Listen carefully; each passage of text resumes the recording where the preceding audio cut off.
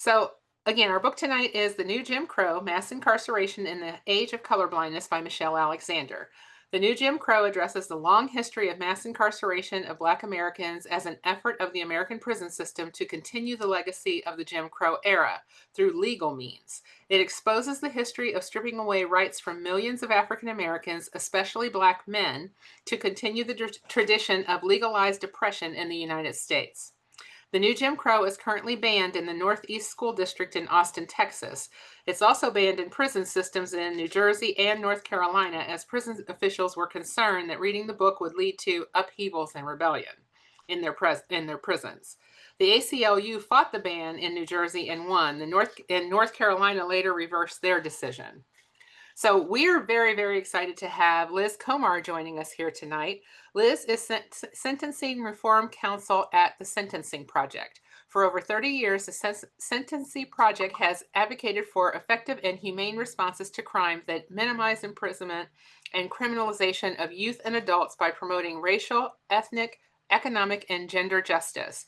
Komar leads TSP's federal legislative agenda and strategy to create sentencing second chances, abolish mandatory minimums, and end life imprisonment. Prior to joining the Sentencing Project, Komar was the Director of Strategic Initiatives and a member of the leadership team at Fair and Just Prosecution, where she led FJP's prosecutorial reform policy work across a wide array of areas. Komar also served as an assistant district attorney in Kings County, which is Brooklyn, New York, and as an attorney advisor in the U.S. Department of Justice Executive Office for Immigration Review. Komar received her undergraduate degree from the UNC Chapel Hill and her Juris Doctorate from Brooklyn Law School. So tonight she'll be speaking with us about the book, what has happened since it's been published, and the current status on mass incarceration and sentencing reform. So if we could have the spotlight on Liz. All right, so over the past 50 years, the national incarceration rate increased by 500%. There's a turning point that happens around 2010, around the point that the new Jim Crow is published. And I don't think that we can solely credit the new Jim Crow with that, but it certainly was an important turning point in the public imagination, in the interest of funders, in really galvanizing a lot of the movement, the civil rights movement, around the importance of drug reform. And I think it played a meaningful role. And part of that decline in the incarceration rate also had to do with declining crime rates and the work of many, many other people. But it certainly was a national turning point. So what's missing from the story of mass incarceration in the new Jim Crow? So what's missing is the story of some of the other drivers of mass incarceration. The drug war is really important. Today, 1 in 5 people in prison are there for drug offenses, but it's only 1 in 5. 4 in 5 people are there for property crimes, for crimes involving violence, for economic crimes. And if we want to get further than we have, the 25% decline that we've already have, we have to tackle those offenses as well too. And we have to understand how we got to where we are today beyond the drug war. And so that's things like mandatory minimum sentences, things like the growth of life imprisonment in the United States, the end of parole, the way that we kind of as a country stopped letting people out of prison. In 1970, a life sentence meant something very different than what it means today. It meant that probably after 20 years, you're going to go home. Today, life means life. That's because of the practices of parole boards. It's because people don't really get clemency anymore. And it's because of things called truth in sentencing laws that require people generally serve 85% and 95% of their sentence imposed. And so for us to continue to make a decline in the rate of incarceration that we have to tackle those other issues as well. Wow.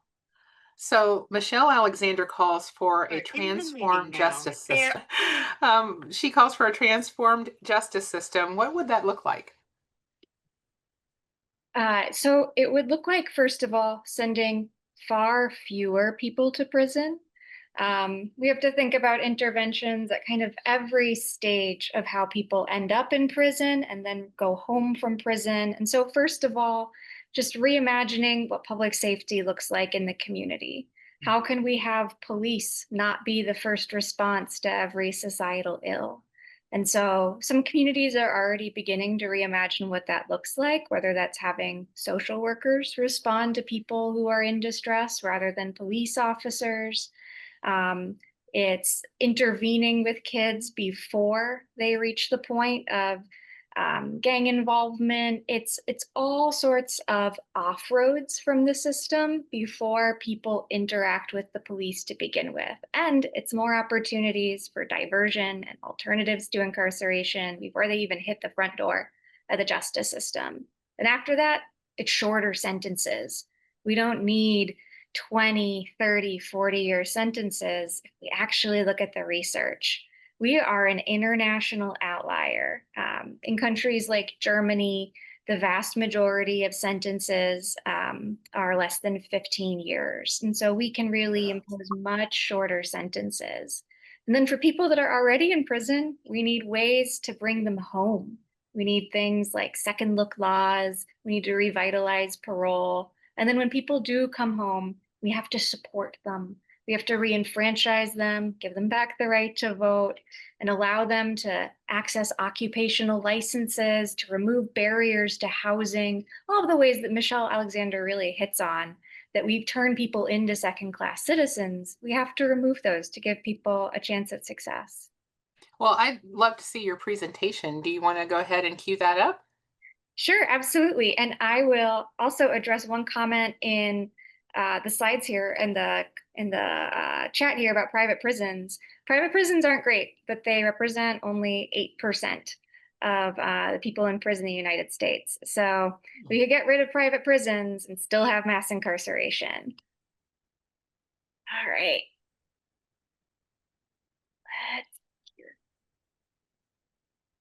That's really good to know because I was wondering about the same thing, honestly.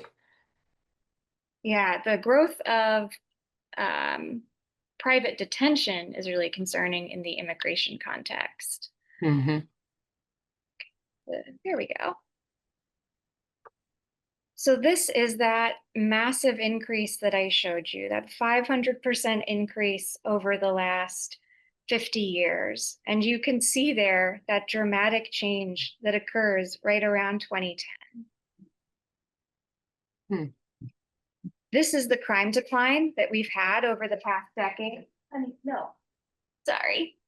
And that's in conflict, I think, with some of the narratives that you hear out there about safety in the US, and good to keep in mind as we look at some of this data.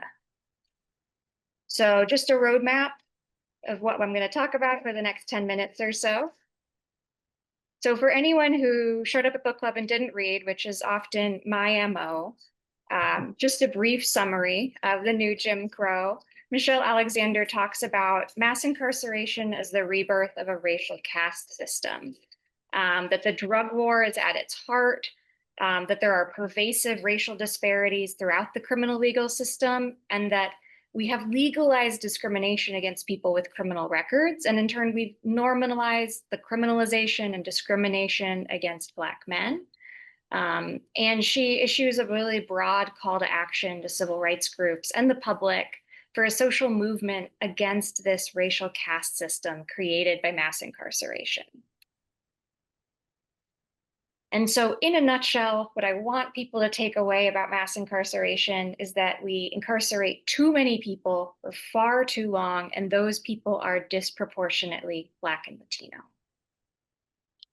So we hold nearly 2 million people in various forms of detention and incarceration in the US, but that doesn't really capture the full impact of incarceration because far more people churn through the system by entering jail repeatedly over the course of a year. We have the highest incarceration rate amongst Western democracies. We don't incarcerate as the #1 in the world anymore. We're not El Salvador, but that's not that much of an accomplishment. But the mass incarceration impacts far more people than that. So many people have an immediate family member who's been to prison or jail. 79 million have a criminal record. And in terms of that second part of what I wanted you to understand about mass incarceration, that in the US, people are serving sentences that are too long. 1 in 6 people in prison are serving a life sentence. And nearly 1 in 5 have already served at least 10 years when we did a census back in 2019. Those are extraordinarily high numbers compared to the rest of the world. And those are numbers in which there are very significant racial disparities. So over half of those people serving life sentences are Black, and racial disparities are greatest with respect to people sentenced to life without parole. So a total of almost 100,000 people in the US are serving life with parole. Over 40,000 people are serving virtual life sentences. And people over 55, which in the prison system where you age at a much more accelerated rate, so we consider those people geriatric when they're in prison, account for nearly 2/5 of people serving life. Those are often people who've already been in prison for 20 years already. They are people who statistically pose a pretty low risk due to their age, because when you've been in prison for 20 years, receiving minimal medical care under extreme stress, you are very ill by the time you hit 55. And so these are often folks who would be great candidates for compassionate release if we had compassionate release in many of our state systems. So do we need these extreme sentences from a criminological standpoint? No. These sentence lengths, as I said, are an outlier. People age out of crime. Research shows that lengthening sentences doesn't deter crime. What deters crime is if people think they'll be caught. Telling them that they'll serve 20 years versus 10 years doesn't really make a difference. That's not how our brains work. And rehabilitation is possible. And as I mentioned earlier, these lengthy sentences are kind of a new thing in the US. Life didn't used to mean life. So mass incarceration hurts everyone, but it hurts marginalized people most.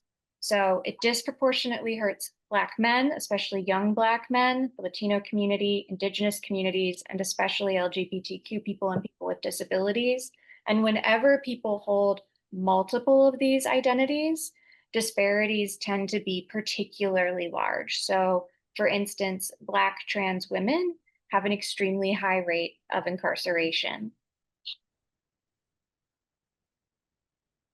In terms of how this plays out in the community, 1 in 5 Black men born in 2001 is likely to experience incarceration within their lifetime. That's a significant improvement from 1981, but still not something that we can really be proud of. We have a long way to go in order to make the criminal legal system more equitable. And this is a graph of the population of people serving life by race and sex. And you can begin to see how disproportionate these populations are in comparison to percentage of the population that is each of these categories. So how did we get here? So as I started to talk about, not 1 in 5 people in the prison system are there for a drug offense, but 4 out of 5 aren't. And of course, private prisons, they aren't the largest driver here.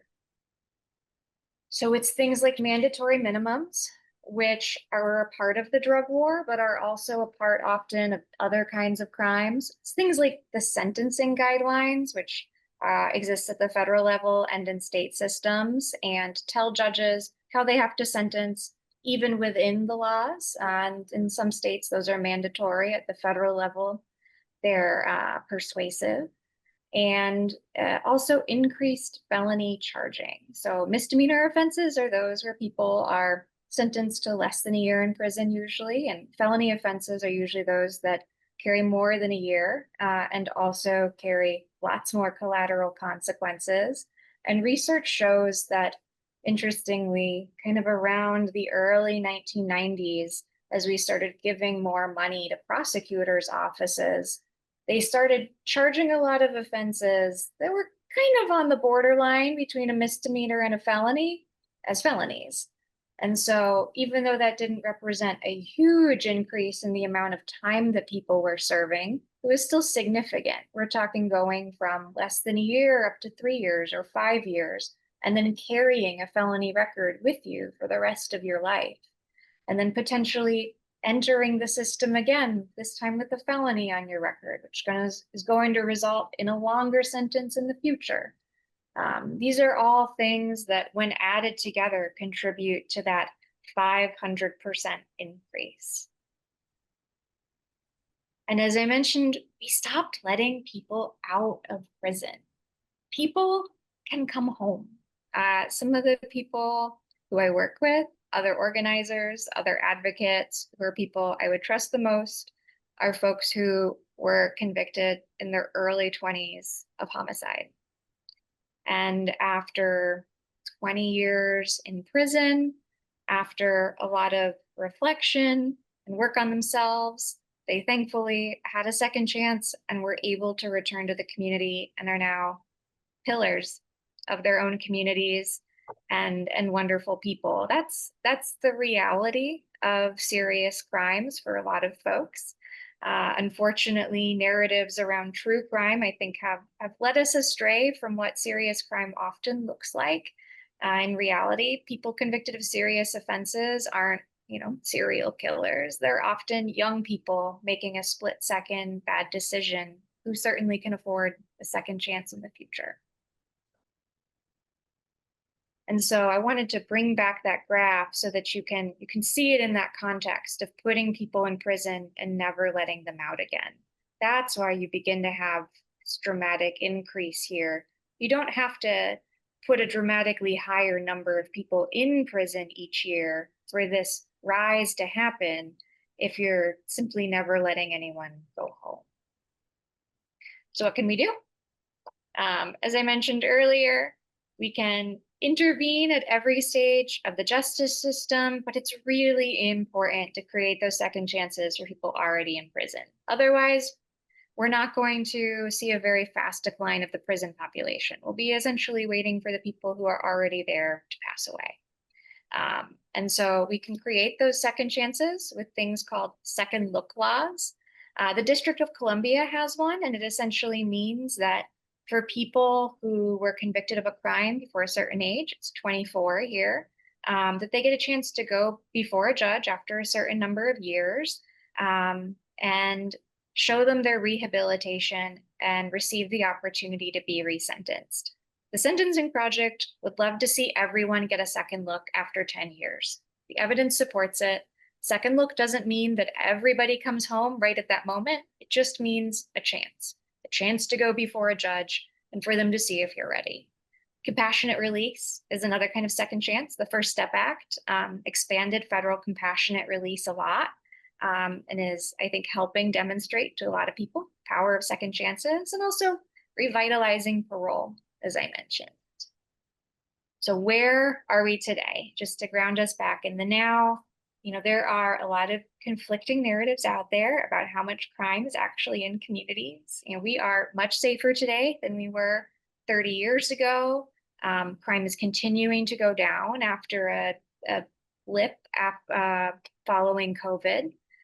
There is reason to fear, though, that crime may go up with the defunding of the public safety infrastructure that has recently happened. The Trump administration is withholding DOJ grants that would usually go to things like supporting gun violence prevention in communities, victims assistance programs, a wide array of interventions that keep communities safe. And it's deeply concerning to think about what the crime rate is potentially going to look like in some communities with all of those supports gone in a couple of years.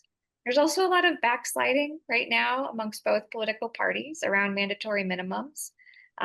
People want to look tough on crime, and it's really helpful if you can speak to your own legislators about the importance of standing firm against creating new mandatory minimums. We've had some progress around compassionate release and second look in recent years, but also we've seen a lot of bills in the recent months and years that attempt to criminalize immigrants. And I think we're going to start seeing some of those pass in Congress. Some of them are very, very concerning, imposing, 5, 10 year mandatory minimums, potentially up to life imprisonment for people who commit low-level crimes after entering the US without documentation. And then, of course, we've also seen this really significant increase in immigration detention. So 16,000 more people since the beginning of the year. But that is about to get a huge funding infusion from the reconciliation bill that just happened. And so I think that that number is unfortunately going to go up a lot. And so we're in a very challenging time. But that means it's more important now than ever for people to be speaking to their elected representatives about these issues. And so I hope that you will. I hope that you join the Sentencing Project's mailing list so that we can alert you to opportunities to engage in your own communities. And thanks so much for giving me the opportunity to speak about this some more. And so, again, is your link being dropped in the chat for folks? Is that how they can learn more with the sentencing Sure, project?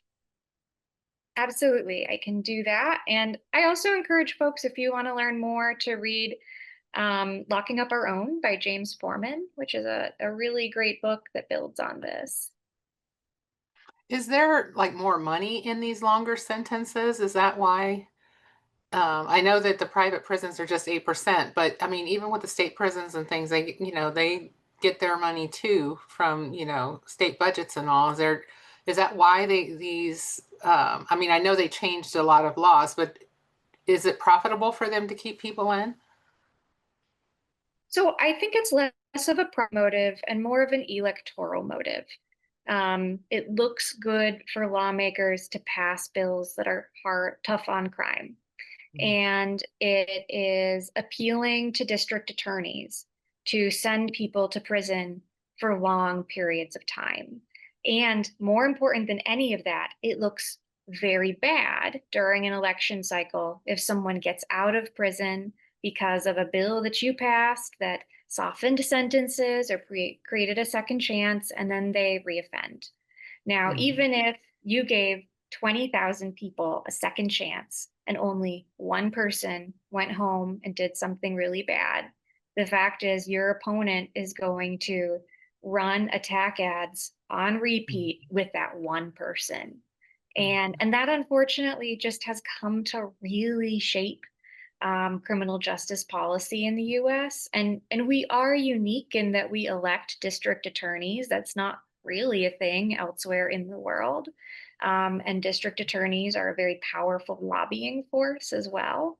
And so I think that more than profit motives is a really significant player here.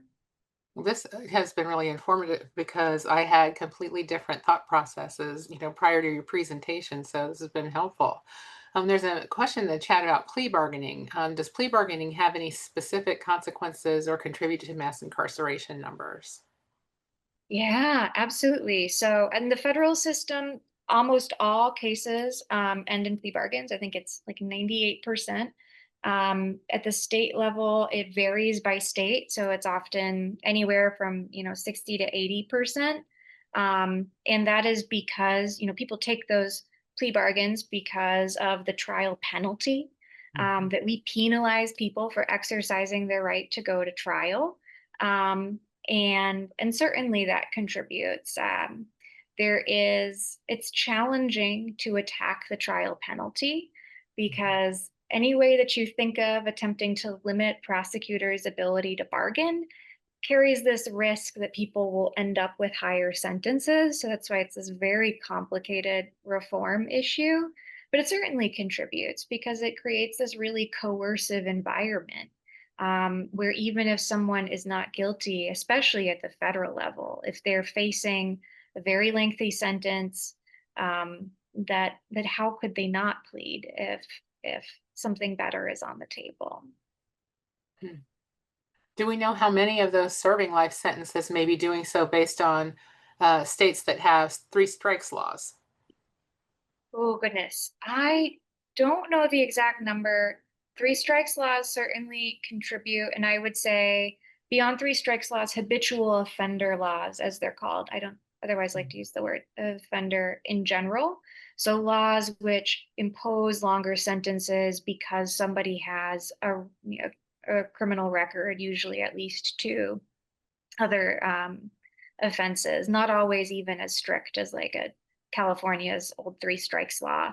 Mhm. Those certainly contribute and also are really rooted in eugenics. We just released a report on this earlier this year, but the entire concept of locking someone away from life because they have a criminal nature comes from eugenics. It's rooted in this idea that some people are just by their nature criminals and need to be removed from society so that they can't reproduce. And that's in the texts of where these laws came from back in the 1920s and 30s. And so it's deeply racist. How much do you think the school to prison pipeline contributes?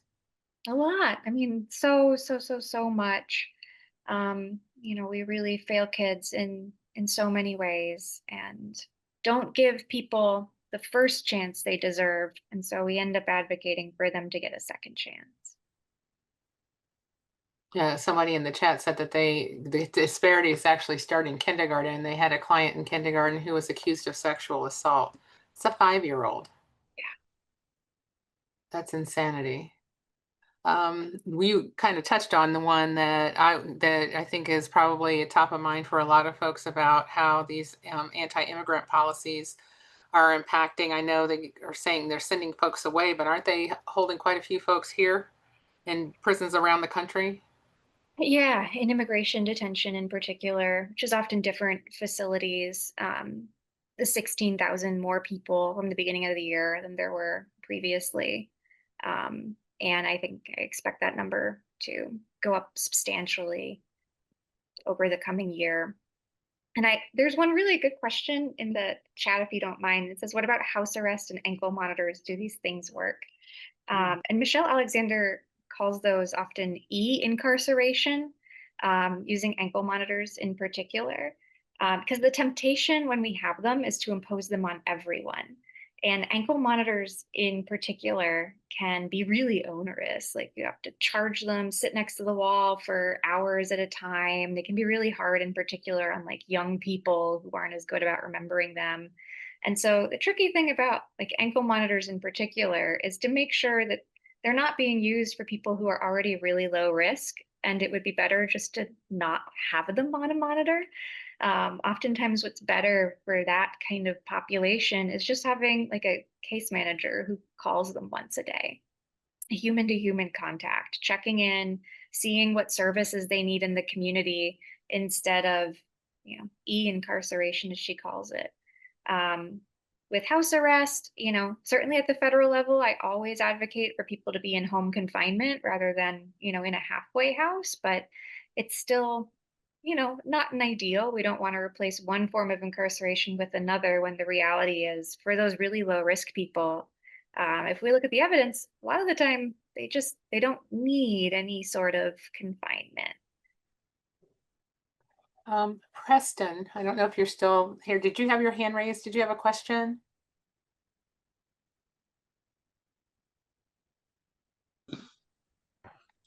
I belong. I'm sorry. I belong to a Christian prison ministry, and I like to talk briefly about reform. Um, the Christian prison ministry I belong to, we have a high success rate of guys turning their lives around and not coming back to prison.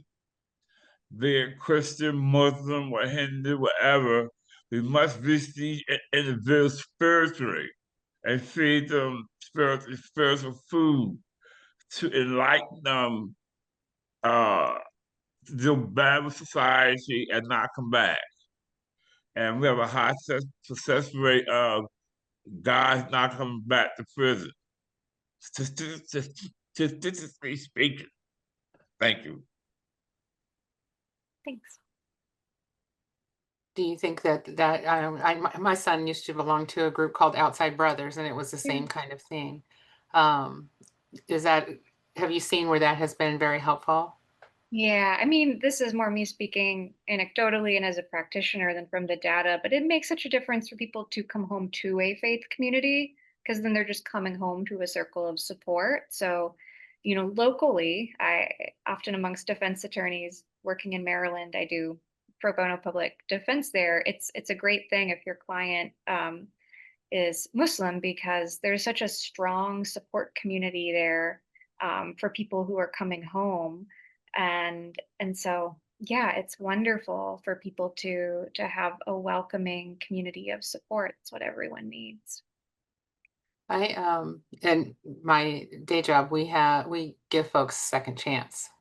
And so that has been very successful, and to see folks get a job, be stable, in that manner. I know there are not a tremendous amount of programs like that out there, but do if those are succeeding like everywhere that they kind of are planted? Yeah, I mean, was it programs that give people a second chance with housing? Well, no, well, that too, we don't have that, but we do for the job itself. Oh, for jobs. Yeah, Mhm. I think oftentimes some of the strongest advocates that we can see for reform laws come from the business community because they've already hired people, given them second chances on their own, and come to believe in the power of that, and they want it on a broader level. Um, and so it benefits people in many ways to give people second chances in the workplace because so many people are short on workers right now to begin with. Mhm. So removing barriers to work, whether that's occupational licensing or ban the box, is very important. Well, thank you so, so much for sharing. Is there any last bits of wisdom or advice or a plea for action that you have for us before we go into breakout sessions? I mean, my plea for action is just to advocate for second chances, particularly for people convicted of serious crimes, to believe in the capacity that people have for change, to look beyond those low-level drug offenses, which are important to reform, to the people who have potentially made some really serious mistakes and believe in their power for redemption as well. All right. Well, again, thank you so much.